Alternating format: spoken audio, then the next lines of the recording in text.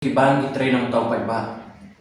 Tingir itray lang ng tao pa iba. Adyo tingi kwa jingsug ng pa iba. Kariboy Youth Federation umsning proper B unit kiladawan na kibor banpet ya Meghalaya Rural Bank umsning branch baladon kam banbo no da ke ATM ha umsning banpensuk ya kipat ba kamtam na kishnong kendong ha kabayade bar kajing se pisa ha kanu kapor ba kidon kam kirki habayo ya keren bat kinong yalam ko umsning proper B unit usamla Jos Sabar W Lapang President ulaong ba kajing dawa ka RBYF ni kibor ka bank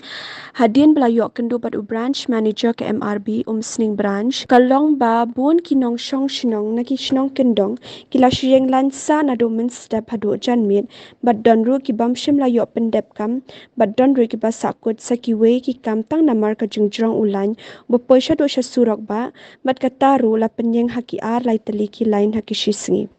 ulayat ho bo branch manager ula pentip shaki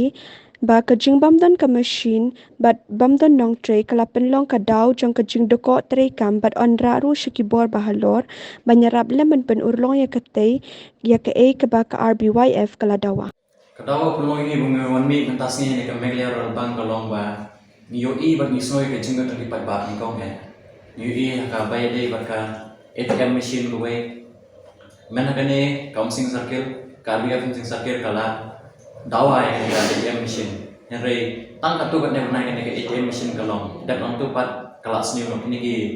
ki baterai ki staff yang bagi dalam simkia ya kan. Tinggi ia di sini jadi pat ba. Debat kaba aru ia kan ga passport printing machine ka tenteng yu i ni nong kendong ba ki wan nado nong kendong ki wan taman perni passport ki habieng yang lan bercerong bagi yu i ki yang hanya ru habar nga aki kompleks dia. Tinggi ia pun ia ki sini jadi pat ba. Hadin mai lab kendo ya branch manager kan yang Meghalaya Rural Bank wang mauru so so sitong kajing jinga tre jongki te staff kalong yaki ba teng makiru kia pendat ka kam hadu nyo beje provision met yakir kalau tam sitong maki customer ki labun te kum tam makiru ki kwa he bikin complaint stage ka office ki head office ka Meghalaya Rural Bank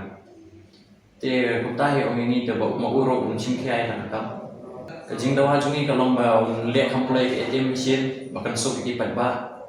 bat ikan passport printing machine ada kimla ban ai ya ka passport printing machine ro at least kin butang way staff bawon nyarap ban print ka passport jungi pat ba teng ki habiang lang ulan